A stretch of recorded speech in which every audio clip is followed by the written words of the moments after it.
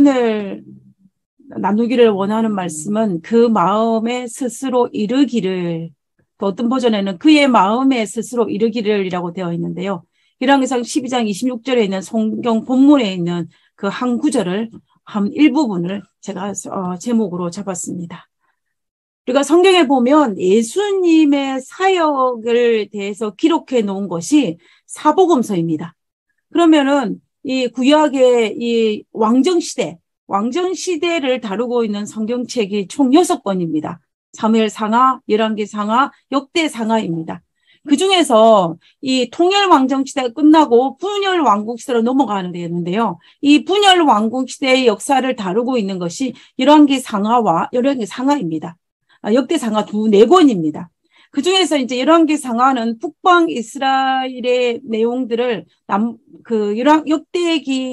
역대상하를 비교했을 때보다는 많이 다루고 있습니다. 열왕기상에서는.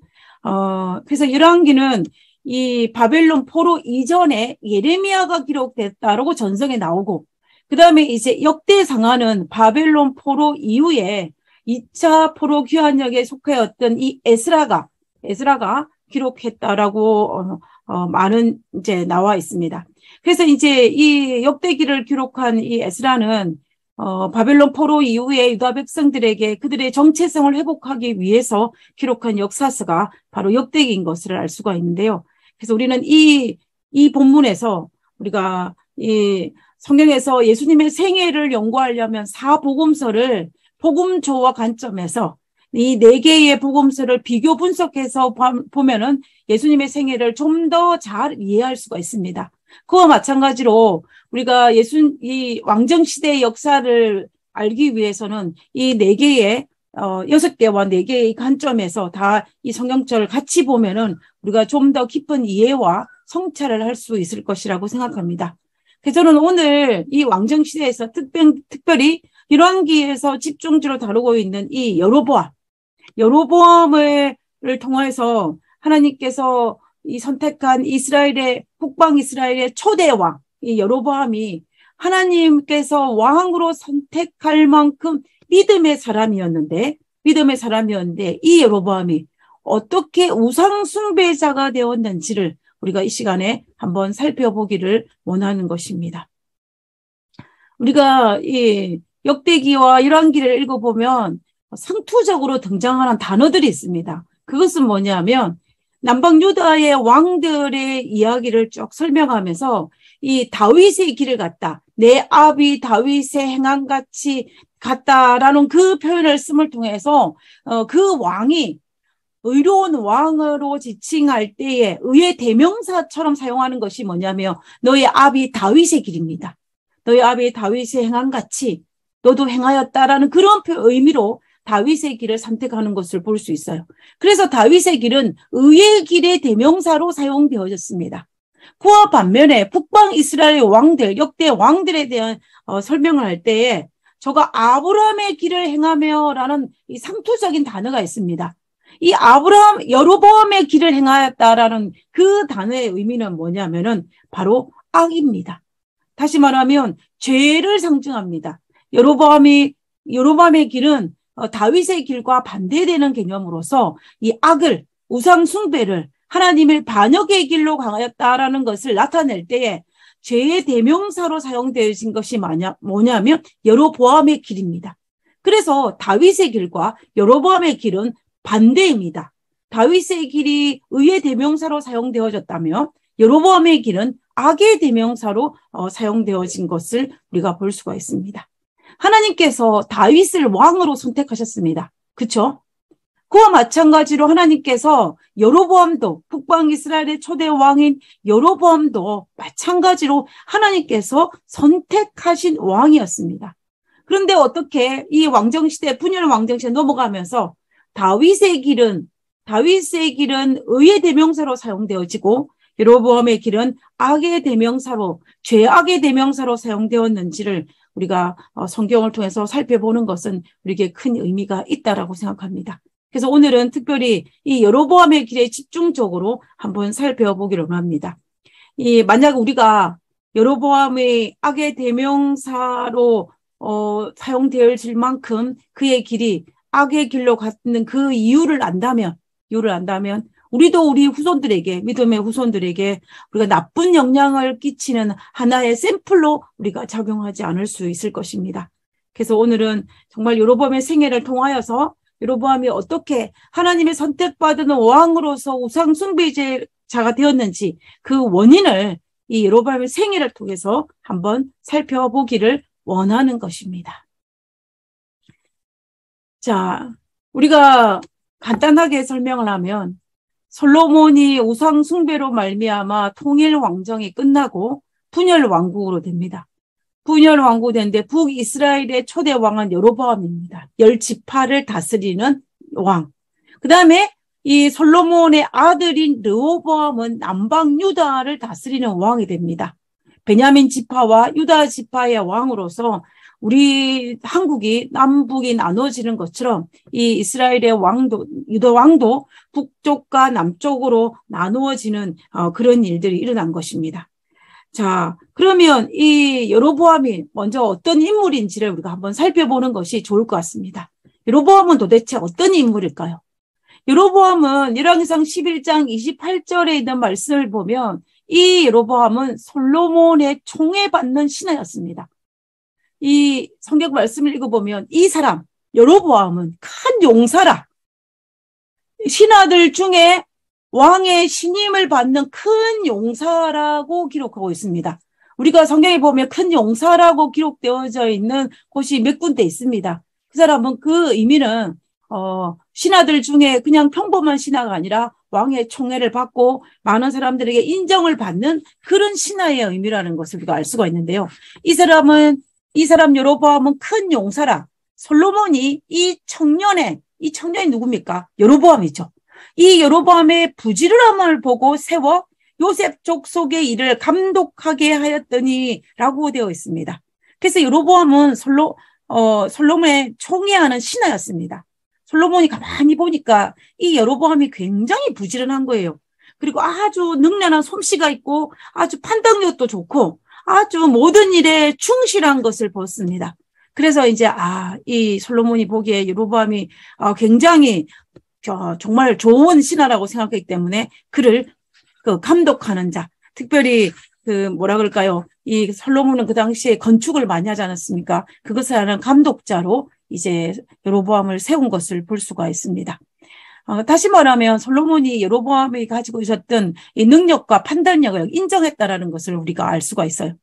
그래서 우리가 이 개념에서 볼 때는 여로보암과 솔로몬의 사이가 어땠다? 굉장히 좋았다라는 것을 알 수가 있죠. 솔로몬이 여로보암을 아꼈고 여로보암은 아마도 솔로몬을 존경하면서 그의 신하로서 아주 잘 했을 것입니다. 처음에는 그렇게 했습니다. 그런데 그 여로보암이 시간이 지남에 따라서 솔로몬과 여로보암 사이에 어떤 문제가 발생했습니다. 두 번째는 여로보암의 특징이 뭐냐면 하나님께서 선택한 왕의 개념으로 설명을 해보면요. 이렇게 솔로몬과 여로보암의 사이가 좋았는데 시간이 지남에 따라서 이 여로보암 왕과 솔로몬 사이에 문제가 발생합니다. 열왕기상 11장 27절에 보면 그가 손을 들어 왕을 대적하는 까닭은 이러하니라 라고 되어 있어요. 그럼 이 성경 구절을 통해서 우리가 알 수 있는 건 뭐냐면 여로보암이 손을 들어서 솔로몬 왕을 대적했다라는 것입니다. 그래서 이 여로보암이 솔로몬을 대적하는 반역을 일으켰다라고 되어 있는데 그 이유를 이렇게 설명하고 있습니다. 솔로몬이 밀로를 건축하고 그의 아버지 다윗의 성읍이 무너진 곳을 수축하였는데 라고 되어 있어요. 그래서 이 솔로몬이 무엇을 했기 때문에 여로보암과 사이가 벌어졌냐면은 솔로몬이 우상숭배를 했기 때문이라는 거예요. 우상숭배. 제가 옛날에 이 솔로몬의 를 주제로 한 어떤 성화라 그래야 되나요? 어떤 영화를 본 적이 있어요. 솔로몬 영화입니다. 영화를 본 적이 있었는데 그 영화에서 여로보암이 등장을 해요. 여로보암이 솔로몬을 대적하는 그 일이 등장하는데 이때 여로보암이 솔로몬을 대적하는데 크게 두 가지 이유였습니다. 첫 번째는 뭐냐면 첫 번째는 우상숭배였어요. 우상숭배. 그다음에 두 번째는 뭐라고 그 영화에서는 다루고 있냐면, 두 번째는 이 우상 숭배와 또 무리한 건축으로 말미암아 백성들에게 많은 세금을 부담하는 걸로 인하여서 반역을 일으키는 것으로 그 영화가 이끌어가고 있었습니다. 제가 그 영화를 가만히 보고 그 이후에 성경을 보면서 저는 그 영화가 구성에 참 맞다라는 생각을 했어요. 첫 번째는 뭐냐면, 이 솔로몬이 우상 숭배에 대해서 여로보암이 반기를 들었으면 너무나 당연한 것입니다. 왜냐하면 하나님께서 여로보암을 왕으로 선택했지 않습니까? 그 말은 무슨 말이냐면, 여로보암은 믿음이 있다는 이야기예요. 하나님을 사랑하는 사람이었다는 것입니다. 그는 하나님을 사랑하고 하나님을 경외하고 우상 숭배를 가정이 여기는 인물이었으면 우리가 의심할 여지가 없어요. 만약에 여로보암이 그 솔로몬의 신하였을 때에 그가 여전히 우상 숭배자였다면, 하나님을 신실히 믿는 신앙인이 아니었다면 하나님께서는 그를 결코 북방 이스라엘의 초대 왕으로 선택하지 않으셨을 것입니다. 그리고 우리가 알다시피 솔로몬의 후기에 접어들어서 그가 우상 숭배자가 되었다는 것은 너무나 잘 알고 있지 않습니까? 그렇기 때문에 이 여로보암 입장에선 우상 숭배자로 바뀌는 이 솔로몬의 모습이 그의 마음에 좋게 보이지는 분명히 않았을 것입니다. 그리고 두 번째는 여기에 우리가 성경 본문에서 밝히고 있는 것처럼 많은 건축을 했다는 것입니다. 많은 건축을 한 것을 볼 수가 있는데요. 우리가 솔로몬이 죽고 난 다음에 그의 아들 르호보암이 왕위에 올랐을 때에 이 여로보암이 찾아가서 조건으로 첫 번째 조건이, 제일 중요한 조건이 무엇이었습니까? 너희 아비 솔로몬은 많은 건축을 함으로 말미암아 백성들에게 많은 세금을 부담하였다. 그것이 우리에게 너무 큰 짐이 되니까 뭐 해달라? 우리에게 세금을 감면해 달라고 요구를 하지 않습니까? 그것을 여러분 기억하실 것입니다. 그 말은 결국은 무슨 말이냐면, 많은 건축들로 말미암아 이 많은 백성들에게 세금을 부담하게 되어서 세금이 너무 과중한 세금으로 말미암아 우리가 그 솔로몬의 그것에 반기를 들었다라는 것으로 우리가 유추하는데 아무런 성서적으로 문제가 없는 것 같습니다. 그래서 결국은 솔로몬의 그 우상 숭배와 과중한 세금으로 말미암아 이 여로보암이 반기를 듣고 그가 했던 것을 볼 수가 있는데요. 그처럼 이 여로보암은 이 솔로몬의 신하였을 때에는 그의 영적인 면과 판단력의 면에선 우리는 아무런 흠을 잡을 수 없을 만큼 그는 좋은 사람이었다는 것입니다. 그래서 하나님께서는 그를 무엇으로? 북방 이스라엘의 초대 왕으로 그를 선택할 수 있었다라는 것입니다. 자, 그러면 이제 이 솔로몬의 이 폭정에 불만을 품은 여로보암이 하나님께서 이 여로보암을 왕으로 선택하는 장면이 등장합니다. 여로보암이 이제 예루살렘에 홀로 걷고 있을 때에 하나님의 선지자인 아히야가 이 여로보암을 찾아옵니다. 그래서 이 아히야 선지자가 뭐라고 이야기를 하냐면, 여로보암에게 이르되, 하나님의 선지자 아히야가 자신의 옷을 12조각을 내가지고 그 중에서 10조각을 주면서 하는 말입니다. 너는 10조각을 가지라. 이스라엘 하나님 여호와의 말씀이, 누구의 말씀이? 여호와의 말씀이, 내의 말이 아니라 여호와의 말씀이 내가 이 나라를 솔로몬의 손에서 찢어 빼앗아 10지파를 내게 주고, 이스라엘 하나님 여호와의 말씀이 내가 이 나라를 솔로몬의 손에서 찢어 빼앗아 10지파를 내게 주고라고 이렇게 하고 있습니다. 자, 우리가 이 말씀을 기억할 필요가 있어요. 무슨 말이냐면 이 말씀은 10지파를 여로보암에게 주는 것은 누구의 말씀이냐면 여호와의 말씀이라는 거예요. 이 말씀을 한 사람은 누구였냐면 하나님의 선지자 아히야였습니다. 여러분, 선지자라는 것은 어떤 사람을 선지자라고 이야기합니까?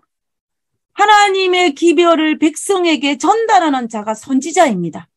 그러면 하나님의 선지자 아히야가 여로보암에게 말했기 때문에 이 말씀은 자신의 말이 아니라 하나님의 말씀이에요. 그리고 아히야가 그것을 다시 언급을 했습니다. 여호와의 말씀이 이 유대 나라를 12조각을 내서 10조각을 누구에게 주겠다? 솔로몬의 신하였던 여로보암에게 주겠다라고 이야기한 것입니다. 자, 그러면은 우리가 여기에서 중요한 것이 하나 있습니다. 이 중요한 것은 뭐냐면은 여로보암이 이스라엘의 초대 왕이 된다는 것을 하나님께서 인정했다라는 거예요. 인정했다는 것입니다. 이것을 우리의 머릿속에 두고 우리가 이 본문을 읽어봐야 할 것입니다. 그래서 우리가 이것을 통해서 알 수 있는 것은 여로보암이 젊은 시절에는 여로보암이 왕위에 오르기 전에는 최소한 하나님을 온전히 신뢰했는지 안 했는지는 우리는 알 수 없지만은 최소한 그가 믿음의 사람이었음에는 우리가 의심의 여지가 전혀 없다는 것입니다. 그래서 근데 우리가 알다시피 여로보암이 어떻게 합니까? 여로보암이 이 솔로몬의 낯을 피해서 애굽으로 도망을 가다가 솔로몬이 죽었다는 소식을 들고 애굽에 피난해서 돌아와서 북방 이스라엘의 왕이 됩니다. 그래서 여로보암은 이 북쪽 지역에 북방 이스라엘이라는 이름을 가지고 10지파를 다스리는 왕이 되고 남방 유다는 솔로몬의 아들인 르호보암이 왕위에 올라서 이 두 지파를 다스리는 것으로 인하여서 이스라엘의 통일 왕국에서 분열 왕국으로 넘어가는 것을 볼 수가 있다라는 것입니다. 그래서 우리는 이 사건을 통하여서 이 분열 왕국을 통해서 분열 왕국이 가슴 아프기는 하지만 하나님의 뜻이라는 사실을 의심할 여지가 없다는 것입니다.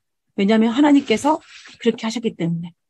물론 솔로몬이 우상 숭배를 하지 아니하고 솔로몬이 하나님 앞에 끝까지 진실했다면 아마 하나님께서 이런 최악의 상황에서 최선을 허락하지는 않으셨을 것입니다. 계속 유다가 다윗의 언약에 의해서 계속 가셨게 하셨을 것입니다. 그러나 그들의 우상 숭배를 말미암아 어쩔 수 없이 나라는 분열될 수밖에 없었고 이 분열은 하나님의 뜻하심이었다라는 것을 우리가 알 수가 있다는 것입니다.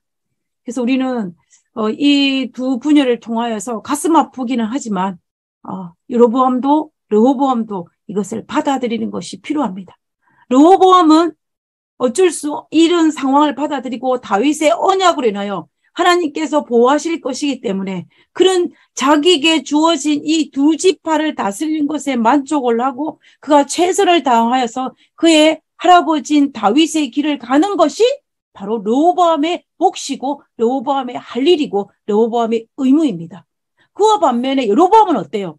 여로보암은 북방 이스라엘의 왕으로 된 것은 하나님께서 계획하신 것이고 하나님께서 허락하신 것이기 때문에 여로보암 자신도 자신에게 주어진 환경 속에서 하나님의 그 통치를 인정하고 하나님을 잘 섬기며 하나님의 뜻대로 그 10지파를 다스리는 것이 여로보암이 해야 할 몫이고 의무이고 하나님의 사랑하는 자로서 마땅히 해야 할 의무라는 것은 당연한 것입니다.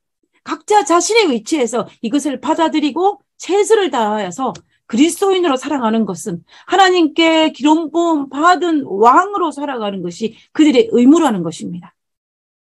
이런 측면에서 볼 때에 여로보암의 시작은 괜찮습니다.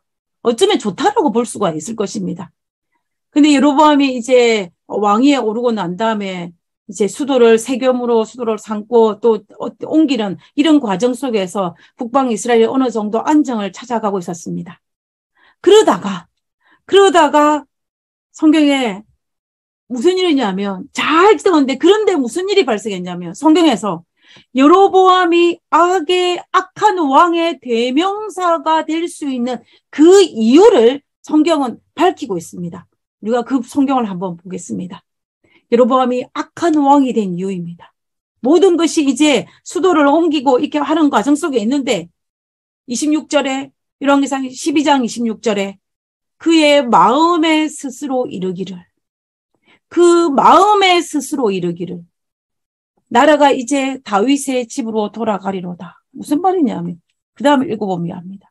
만일 이 백성이 예루살렘에 있는 여호와의 성전에 제사를 드리고자 하여 올라가면 이 백성의 마음이 유다 왕 된 그들의 주 르호보암에게로 돌아가서 나를 죽이고 유다의 왕 르호보암에게로 돌아가리라 하고 라고 돼 있어요.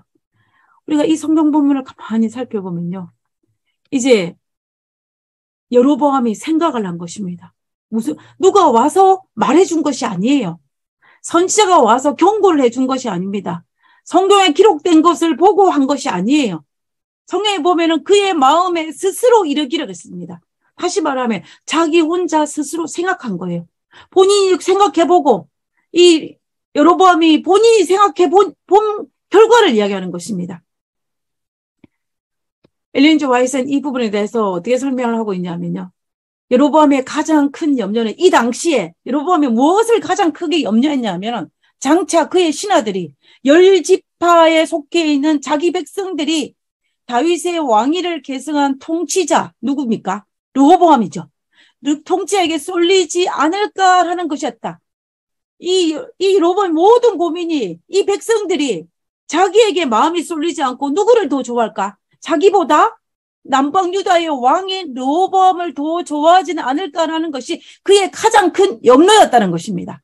만일 열지파로 하여금 솔로몬이 통치하던 시대처럼 성전 봉사가 그대로 행해지고 있는 유다 왕국의 옛터전을 방문하도록 허용한다면 많은 사람들이 예루살렘의 중심으로 둔 정부에 대해 그들의 충의를 새롭게 할 것이라고 그는 생각하였다라고 되어 있는 것입니다.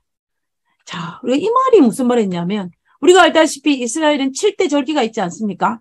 이 7대 절기가 되면 이 이스라엘의 명절이 되면은 이스라엘 백성들은 모두가 다 어디로 갑니까? 예루살렘 성전에 갑니다. 예루살렘 성전에 가서 하나님께 예물을 드리고 하나님께 예배를 드리는 것이 이스라엘 백성들의 의무요 특권이었습니다. 그들이 모든 삶의 중심은 예루살렘 성전 중심이었어요. 이것은 예수님께서 바벨론 포로로 돌아와서 스룹바벨 성전을 짓고 예수님 당시 헤롯 성전을 지을 때까지 그들은 여전히 그들의 삶의 중심은 성전 중심이었습니다. 그래서 그들은 이스라엘의 절기가 되면 다 성전에 모여들었습니다. 예수님께서 6월절 어린 양으로 돌아가실 때에도 많은 사람들이 예루살렘 성전으로 갔습니다. 예수님께서도 6월절에 예수님의 성전을 찾는 것을 우리가 보지 않습니까? 그래서 우리가 하늘 성소 개념이 들어오기 전에는 이 땅에 있는 지상 성조를 중심으로 모든 것을 이루어지는 것을 볼 수가 있습니다. 이 땅의 성전이 무너지고 하늘 성조가 들어가면서 이 모든 이제 우리의 신앙의 중심은 이 땅이 아닌 하늘 성소 중심으로 바뀌는 것을 우리가 성경을 통해서 알 수가 있는데요. 어찌되었든 이때 구약 시대에는 모든 그들의 삶의 중심이 성전 중심이었습니다. 그래서 비록 남방 유다와 북방 이스라엘이 분열되기는 하였지만 그들은 그 북방 이스라엘 열지파도 이스라엘 백성이기 때문에 이스라엘의 명절이 되면 어떻게 됩니까? 예루살렘 성전을 방문할 수밖에 없는 거예요. 그래서 이런 상황 속에서 가만히 생각해 보니까 누가? 이 여로보암이 이 북방 이스라엘 열지파 백성들이 이스라엘의 명절이 되면 그들이 남방 유다에 속해 있는 예루살렘을 방문할 것이고 또 예루살렘을 성전을 자꾸 왔다 갔다 하다 보면은 그들이 예루살렘 성전을 사모해서 그 주변에 다시 모일 것이고 또 그 다윗의 왕을 계승한 이 르호보암에게 마음을 혹시나 빼앗기지나 않을까라는 그 염려가 그의 마음 속에 있었던 것입니다. 여러분, 여로보암의 이 생각이 말이 됩니까? 말이 되죠. 말이 됩니다. 충분히 가능한 일입니다. 이렇게 생각하지 않고 의심하지 않는다면 아마 정치적 감각이 없다라고 볼 수 있을 거예요. 그가 왕으로서는 이런 생각을 충분히 가질 수가 있습니다. 여러분, 북한이 우리가 지금 남한과 북한은 나눠져 있지 않습니까? 우리나라가, 우리 조국이. 북한에 살고 있는 사람들이 북한의 지도자가 어떻게 합니까? 인터넷을 사용하지 못하게 합니다. 그리고 남한의 방송을 보지 못하게 해요. 왜? 남한의 방송을 보고 인터넷 사용과 전 세계가 어떻게 돌아가는지를 본다면 그들의 정권이 위협당하는 것을 알기 때문에 보지 못하게 막는 거예요. 그와 마찬가지로 이 여로보암도 남방 유다로 내려와서 예루살렘 성전을 오고 가는 이 길을 차단하고자 하는 마음이 그의 마음속에 있었다라는 것입니다. 그래서 우리가 정치적인 입장에서 볼 때에 이 여로보암이 왕이라는 그러한 입장에서 볼 때에 그의 염려는 타당한 것입니다. 그의 의심은 이해할 수 있는 부분이에요. 그런데 문제는 여기서 발생하죠. 여기까지 생각할 수 있는 것은 우리가 이해할 수도 있고 동의할 수도 있습니다. 그런데 이 문제를 어떻게 해결할 것이냐를 두고 우리는 이제 문제 해결 방법이 달라지는 것입니다. 이 문제를 두고 우리가 어떻게 선택하느냐가 달려있는 것이죠. 믿음의 무게에 따라서 선택할 수 있을 것입니다. 인간의 지혜를 무시하고 하나님의 율법으로 해결할 것인지, 아니면 하나님의 율법을 무시하고 인간의 지혜로 해결할 것인지, 이 두 가지 선택 중에 하나를 선택하는 것이 남아있다는 것입니다. 여로보암이 염려하는 그 염려를 어떻게 해결해 가는 것인지가 달라진다는 것이죠. 그럼 첫 번째, 인간의 지혜를 무시하고 하나님의 율법으로 해결할 것이라면 어떻게 해결할까요? 어떻게 율법으로 해결할 수 있는 걸 선택한다면 어떻게 할 수가 있겠습니까? 여로보암 비록 자신이 가진 그 염려와 자신이 가진 생각이 합리적인 의심과 염려라고 할지라도 이스라엘 백성들이 하나님 예루살렘 성전에 가서 하나님께 경배하고 예물을 드리는 것은 누구의 뜻이에요? 하나님의 뜻입니다. 그러면 여로보암이 그것을 막으면 돼요? 안 돼요? 안 되는 거죠. 막으면 안 되는 것입니다. 그러면 어떻게 그러면 이스라엘 백성들의 마음이 예루살렘 성전에 있는 르호보암에게 쏠리지 않게 할 수 있을 것인지를 두고 우리가 생각해 볼 필요가 있어요. 이 여로보암에게는 아주 중요한 뭐가 있냐면 무기가 하나 있어요. 그게 뭐냐면 자신이 가진 이 여로보암, 이 북방 이스라엘 초대 왕의 아니 이 왕권의 정당성입니다. 이 말이 무슨 말이냐면 자기는 하나님의 뜻과 상관없이 반역을 통해서 북방 이스라엘 왕이 된 것이 아니에요. 아닙니다. 자신이 왕이 된 것은 누가 허락하신 거예요? 누가 여로보암에게 왕권의 권위를 준 것입니까? 하나님께서 주신 거예요. 하나님께서 10지파를 떼어서 누구에게? 여로보암에게 주었습니다. 그러면은 하나님께서 허락하신 왕권이에요. 자기가 가지는 왕권은, 이 여로보암이 가지는 왕권은 하나님으로부터 부여받은 왕권의 정당성을 가지고 있습니다. 다시 말하면 하나님으로부터 기름 부음을 받아서 왕이 된 사람이에요. 이 정당성을, 이 왕권의 정당성을 백성들에게 설명을 한다면 어떻게 되겠습니까? 이 10지파의 백성들이 여로보암의 그 왕권을 인정하지 않겠습니까? 당연히 인정하지요. 그래서 오히려 여로보암은 이 10지파의 백성들의 영적인 믿음을 키워주고 자신에게 허락한 이 왕권이 하나님께서 허락하신 것이기 때문에 순복하는 것이 믿음의 길이라고 가르치는 것이 훨씬 더 좋았다는 것입니다. 인간의 지혜를 무시하고 하나님 율법으로 해결할 것인지, 이렇게 접근할 것인지, 이 여로보암이 선택을 해야 돼요. 근데 여로보암은 어떻게 했습니까? 이것을 선택하지 않았어요. 여로보암이 선택한 것은 뭐냐면 하나님의 율법을 무시하고 인간의 지혜대로 해결을 할 것을 선택했습니다. 하나님의 율법, 이스라엘의 절기가 되면 예루살렘 성전에 가서 예배와 또 예물을 드리고 하나님을 경배하는 그 율법을 무시하고 하나님의 우상을 섬기지 말라는 그 율법을 무시하고 이 여로보암은 어떻게 했냐면 북방 이스라엘 땅에 제일 아래쪽에 베델과 제일 위쪽에 단에 무엇을 세웁니까? 이런 금송아지를 세웠습니다. 금송아지를 세우고 어떻게 해요? 금송아지를 세고 여기에다가 절하라. 너희들은 더 이상 이제 예루살렘에 내려갈 필요가 없고 베델과 단에 세워진 금송아지에 경하라고 이야기하는 것입니다. 자, 우리는 이 모습을 통하여서 그래서 어떻게 해요? 이스라엘 백성들이 10지파 백성들이 예루살렘에 가지 못하게 하기 위한 방법을 그가 제시한 것입니다. 자기도 우상 숭배자가 되고 누구도? 백성들도 우상 숭배자로 만드는 이 여로보암의 모습을 볼 수가 있습니다. 하나님의 율법을 무시하고 인간의 지혜대로 해결하는 이 여로보암의 모습이에요.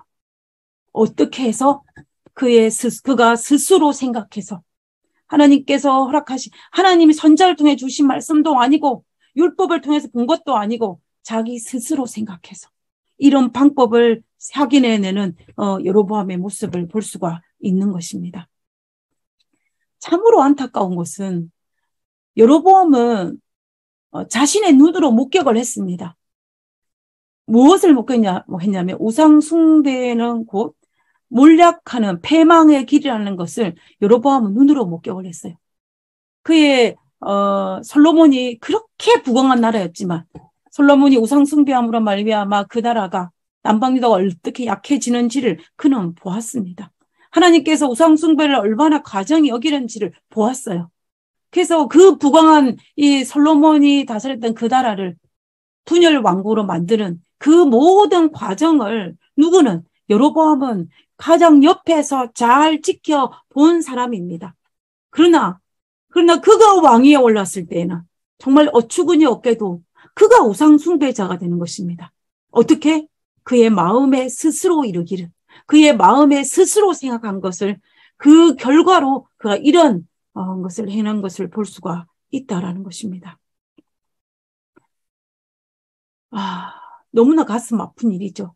여로보암은 왜 하나님의 율법을 무시하고 자신이 스스로 생각하고 판단하고 것을 행동으로 옮기고 그것을 선택했는지는 우리가 많은 시간을 통하여서 우리가 묵상하여 볼 필요가 있다는 것입니다. 하나님의 지도하심을 거절하고 자신의 생각을 의지하게 되자 그렇게 우상 숭배를 혐오하였던 여로보암이 자신이 우상 숭배자로 전락하고 말았다는 것입니다. 그래서 저는 믿음이라는 것은 종이 한 장 차이인 것 같아요. 하늘을 보는 것과 자기 자신을 보는 것의 그 잠깐의 우리의 눈높이의 차이에 따라서 이렇게 달라지는 것입니다. 여로보암이 하나님을 바라보았을 때는 우상 숭배하는 솔로몬을 보고 그에게 손을 들어 대적할 수 있었는데 그가 자기 자신을 보니까 자기 자신이 우상 숭배자가 되고 말았다라는 것입니다. 그래서 저는 이 모습을 보면서 인간이 얼마나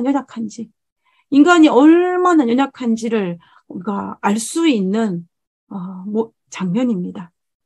인간이 자기 스스로를 의지한다는 것이 그리고 얼마나 무서운 것인지를 우리가 여로보암의 생애를 통해서도 알 수 있습니다. 인간이 하나님을 의지하지 않고 또 인간을 의지하는 순간 무너지는 그 지름길이라는 것을 우리가 성경의 수많은 인물들을 통해서 알 수가 있는 것 같아요. 우리가 이스라엘의 첫 번째 왕인 사울 왕도 마찬가지입니다.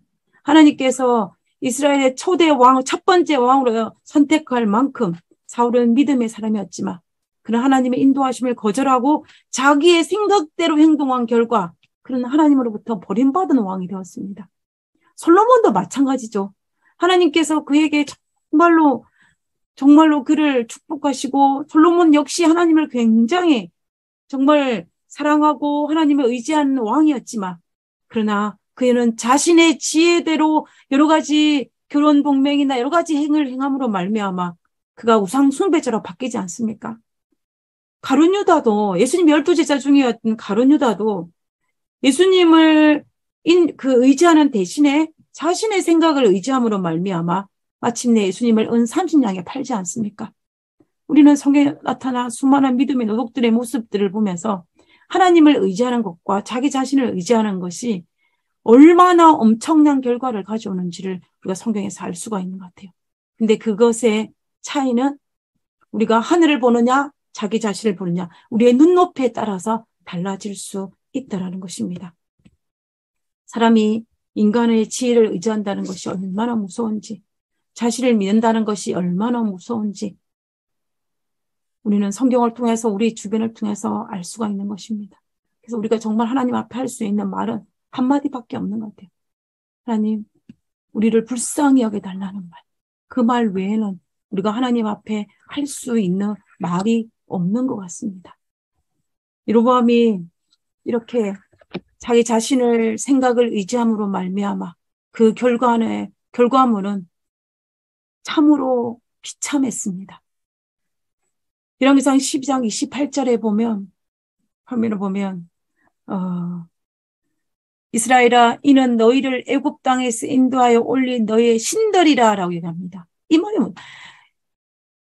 베델과 단에 세운 금송아지를 향하여 너희의 신들이라고 말할 정도로 누가? 여로보암이 완전히 바뀌었어요. 완전히 바뀌었습니다. 우상임에도 불구하고 너희의 신들이라고 말할 정도로 여로보암은 영적인 영성을 잃어버렸음을 우리가 알 수가 있습니다. 그가 아무리 젊었을 때는 하나님을 사랑하는 사람이었지만 그가 노년에 자기를 의지함으로 말미암아 하나님과 우상을 분간하지 못할 상황까지 이르렀다라는 것입니다. 그래서 우리가 이 모습을 볼 때도요. 과거에 여로보암이 가졌던 그 아름다운 믿음은 아름다운 추억이 될지는 모르지만 지금 현재를 살아갈 수 있는 살아있는 믿음은 되지 못한다는 것입니다. 오늘의 나의 믿음은 오늘 내가 새롭게 발견되어져야 된다는 것입니다. 과거의 믿음이 오늘날에 연결되어지면 좋겠지만 과거의 믿음이 오늘날로 연결되어지기 위해서는 오늘 내가 새롭게 발견한 그 믿음에 있어야 한다는 것이에요. 추억은 추억일 뿐이지 현재를 살아갈 수 있는 힘이 되지는 못한다는 것을 우리가 알고 오늘 나는 새롭게 내 믿음을 개발하기 위해서 하나님 앞에 부복하는 것이 우리의 신앙에 굉장히 중요하다는 것입니다. 그리고 하나님의 선지자를 향하여 뭐라고 이야기하냐면 이 여로보암 왕이 하나님의 사람이 베델에 있는 제단을 향하여 외쳐 말함을 들을 때에 제단에 손을 펴며 그를 잡으라 하더라. 하나님의 선지자를 잡으라고 합니다. 이 하나님의 선지자를 잡으라고 해요. 하나님의 선지자를 모셔라가 아니라 어떻게 해요? 하나님의 선지를 잡으라고 이야기하는 것입니다. 제가 앞에서 말씀드린 것처럼 선지자는 하나님의 말씀을 백성들에게 전달하는 자입니다. 근데 그 하나님의 사람, 하나님 선지자를 잡으라는 말은 하나님의 기별을 뭐 하지 않겠다? 받지 않겠다라는 거예요. 우리는 이 모습을 통하여 여로보암이 더 이상 하나님을 섬기는 신앙인의 모습이 아니었음을 우리가 알 수가 있다는 것입니다. 이런 여로보암의 최후에 대해서 성경은 이렇게 기록하고 있습니다. 하나님께서 여로보암에게 북방 이스라엘 왕이 된다라고 말한 이 선지자 아히야가 와서 이렇게 우상 숭배하는 아히야에게 와서 이런 이야기를 합니다. 그러므로 내가 누구입니까? 여기는 아히야 선지자예요. 여로보암의 집에 재앙을 내려 이 내가는 아히야 선지자에게 저는 하나님이죠. 하나님이 말씀하시기를 여로보암의 집에 재앙을 내려 여로보암에 속한 사내는 이스라엘 가운데 매인자나 노인자나 다 끊어 버리되 그럼 더미로 쓸어버린 같이 여로보암의 집을 말갛게 쓸어버릴지라 라고 이야기합니다. 하나님께서 옛날에는 하나님께서 아히야 선지자를 통하여서 누구에게 이 여로보암에게 왕이 될 것이라고 이야기했는데 지금은 하나님께서 아히야 선지자를 통해 보내 말씀하시기를 여로보암의 집안이 멸할 것이다 라는 그 기별이 주어진 것입니다. 뭐하니까? 우상 숭배를 하니까. 그래서 실제적으로 열왕기상 15장 29절에 보면은 여로보암이 죽고 난 다음에 그의 아들 나답이 왕위에 오르는데 왕위에 오른 지 2해가 되었을 때 이 나답의 신하였던 바아사가 반역을 일으킵니다. 반역을 일으켜서 이 나답만 죽인 것이 아니라 뭐라고 되어 있냐면은 29절에 왕이 될 때에 누가? 바아사가 왕이 될 때에 나답을 죽이고 이 여로보암의 아들이었던 나답을 죽이고 이 바아사가 왕이 될 때에 여로보암의 온 집을 쳐서 생명 있는 자를 한 사람도 남기지 아니하고 다 멸하였는데 여호와께서 그의 종 실로 사람 아히야를 통하여 하신 말씀과 같이 되었으니 라고 되어 있습니다. 결국 열왕기상 14장에 예언된 이 아히야 선지자의 그 예언이 15장에서 어떻게 성취되었는지를 성경은 기록하고 있다라는 것입니다. 그래서 이 일로 말미암아 이 여로보암의 우상 숭배로 말미암아 북방 이스라엘의 왕들에게 악한 왕일 때는 여로보암의 길로 행하였다라는 그 죄악의 대명사를 사용하고 있는 것을 볼 수가 있습니다. 시작은 좋았지만 자기 생각을 의지함으로 말미암아 악의 길로 간 이 여로보암의 길이 바로 악의 대명사가 되었음을 우리가 알 수가 있습니다.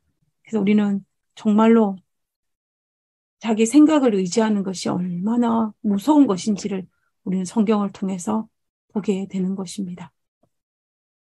우리가 하나님의 인도를 받는 것이 얼마나 중요하고 하나님의 가르침을 받는 것이 얼마나 중요하고 하나님의 섭리를 따르는 것이 얼마나 중요하고 또 성경의 인도를 따르는 것이 얼마나 중요한지를 우리는 새삼 다시 깨달아 알 수 있는 것 같습니다.